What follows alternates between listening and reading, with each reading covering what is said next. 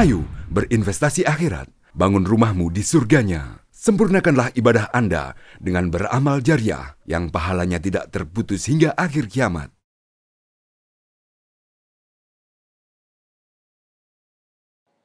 A'udzu billahi minasyaitonir rajim, hamzihi wa nafthihi wa nafsihi. Bismillahirrahmanirrahim. Uhayyikum bi tahiyyatis salam, tahiyatun mubarakatun minillah, tahiyatu ahlil jannah. Assalamualaikum warahmatullahi wabarakatuh. Innal hamdalillah nahmaduhu wa nasta'inuhu wa nastahdihi wa natubu ilaihi wa na'udzu billahi min shururi anfusina wa min sayyiati a'malina. Man yahdihillahu fala mudilla lahu wa man yudlilhu fala hadiya lahu. Asyhadu an la ilaha illallah wahdahu la syarika lahu wa asyhadu anna Muhammadan abduhu wa rasuluh. Raditu billahi rabba bil islami dina bi Muhammadin nabiyya wa rasula. Rabbi shrah li sadri wa yassir li amri wahlul 'uqdatam min lisani yafqahu qawli. Allahumma iftah lana hikmatak wa ansur alaina rahmatak min khazaini rahmatika ya arhamar rahimin. Allahumma alhimna rushdana wa idna min syarri anfusina. Allahumma ij'al jam'atana hadza jam'an marhuma wa tafarruqana min ba'dihi tafarruqan ma'suma. Allahumma barik lana fi hadzal syahril azim. Allahumma fir dzunubana kulla dzunubina fi hadzal syahril azim. Allahumma adrikna lailatul qadar. Allahumma ajirna minan nar. Segala puji bagi Allah, salawat dan salam kepada Rasulullah Muhammad sallallahu alaihi wasallam. Apa kabarnya jamaah Allah malam hari ini? Masih semangat? Sapnya sudah mulai kosong. Jamaah Allah, sesungguhnya seringkali kita menghadapi tarikan dunia yang begitu kencang. Hanya orang-orang yang di hatinya ada cahaya, di pikirannya ada cahaya, yang di jiwa raganya ada tuntunan ilahiyah, dia mengetahui kemana dia harus mengarah. Ihdinas siratal mustaqim, tunjukilah kami jalan yang lurus. Kita hadir pada malam hari ini, kalau bukan karena pimpinan Allah Subhanahu wa taala, cahaya dari Allah Subhanahu wa taala, karena tarikan akhirat lebih kuat di hati dan jiwa raga kita, tentu kita semua tidak akan hadir di tempat yang mubarakah ini. Kita mungkin ada nongkrong di warung kopi, di tempat-tempat yang lain. Jangan lupa betapa banyak orang-orang yang Allah Subhanahu wa taala berikan umur panjang, kesempatan bertemu dengan Ramadan, tetapi Ramadan disia-siakan. Fawailul liman shoma wa lam yughfar lahu. Celakalah orang-orang yang berpuasa tetapi tidak mendapat ampunan. Zaman dulu ada dua. Ada dua, setidaknya dua syarat. Kalau selama sebulan penuh ini kita ingin mendapatkan ampunan. Karena ada dua redaksi hadisnya.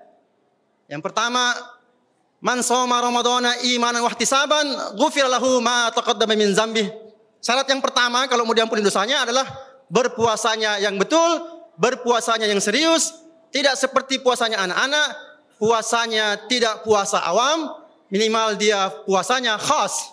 Orang-orang yang khas, yang tidak sekedar menahan lapar dan dahaga, tetapi juga mengisi puasanya dengan sholat subuh berjamaah, dengan baca Quran, dengan zikir, dengan salawat, dengan sedekah, dengan mendirikan sholat tarawih.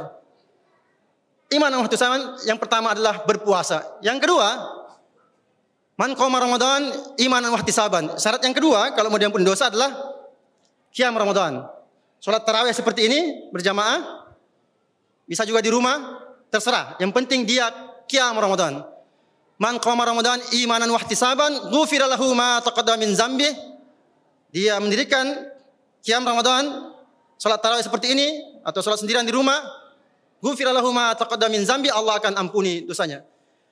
Jamaah Allah, Indonesia saat ini negeri yang kita cintai, yang mayoritas penduduknya beragama Islam, saat ini sedang ditimpa dengan berbagai stigma yang negatif.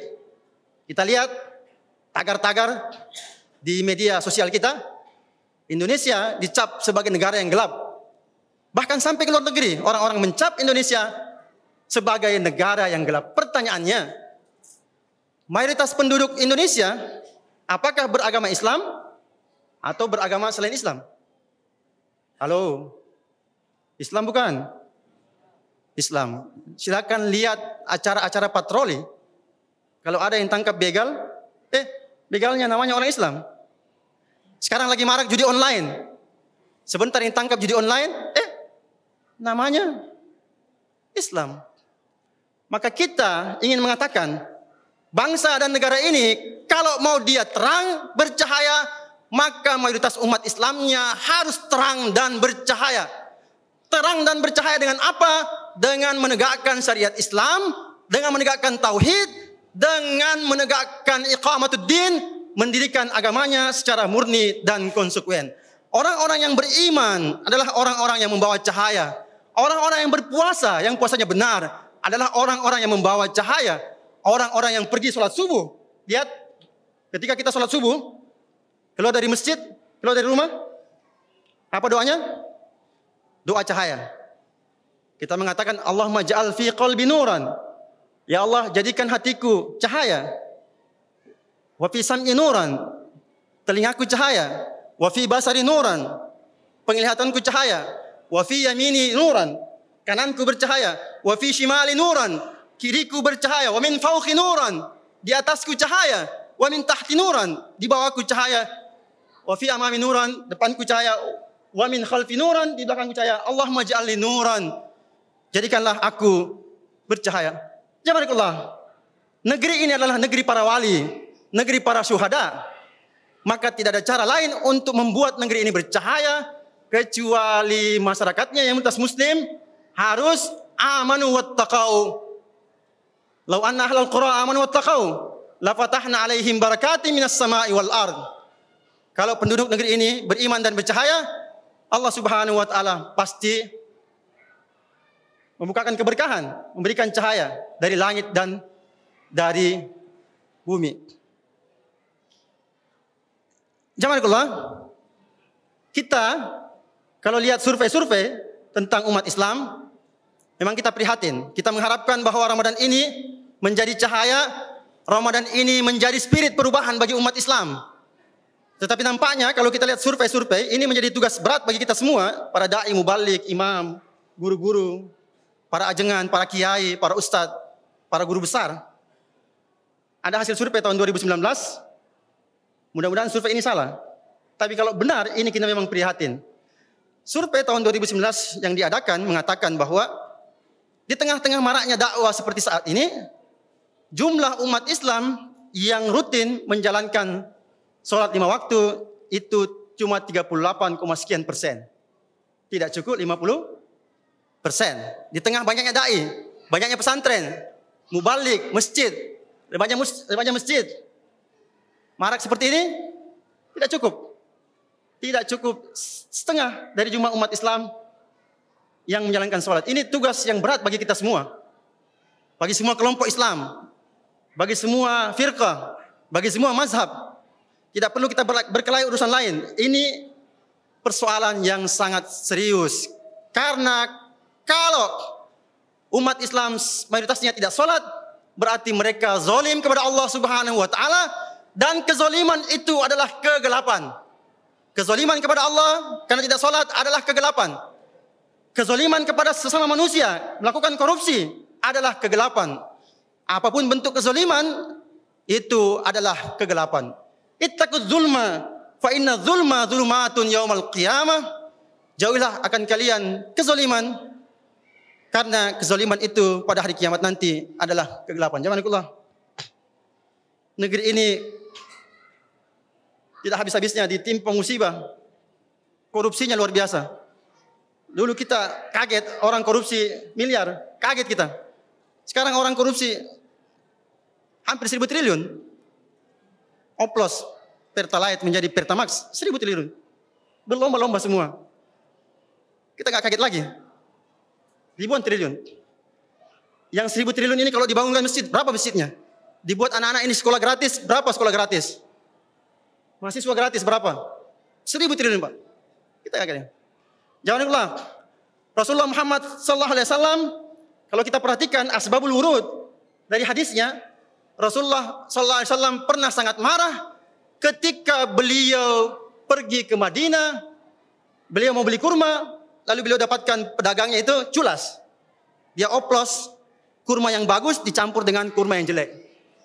Nabi sangat marah dan keluarlah hadisnya, Man ghasyana falaysa minna. Barang siapa yang berbohong seperti ini, oplos, laisa minna, bukan bagian dari kami. Jangan lupa kita berdoa, semoga kita semua yang hadir pada malam hari ini adalah muslim yang bersyahadat. Dengan syahadatnya kita membuat Indonesia bercahaya. Adalah muslim yang sholat, dengan sholatnya kita membuat Indonesia bercahaya. Adalah muslim yang puasa, dengan puasanya kita membuat Indonesia bercahaya. Adalah muslim membaca Quran, dengan Qurannya kita membuat Indonesia bercahaya. Adalah muslim yang bersalawat, dengan salawatnya membuat Indonesia bercahaya. Adalah muslim yang berzikir, dengan zikirnya dia membuat Indonesia bercahaya. Adalah muslim yang banyak berkontribusi bagi kebaikan, bagi peradaban, bagi umat, bagi bangsa. Kita membuat Indonesia bercahaya. Man lam yaj'alillahu lahu nuran fama lahu min nur. Barang siapa yang tidak menjadikan Allah sebagai sumber cahayanya, dia tidak pernah akan mendapatkan cahaya di dunia ini, terutama sekali di akhirat nanti. Assalamualaikum warahmatullahi wabarakatuh. Ayo dukung media dakwah Masjid Agung Al-Akbar dengan ikut berdonasi pengadaan alat multimedia dan operasional dakwah. Usia boleh terputus, pahala jariah mengalir terus.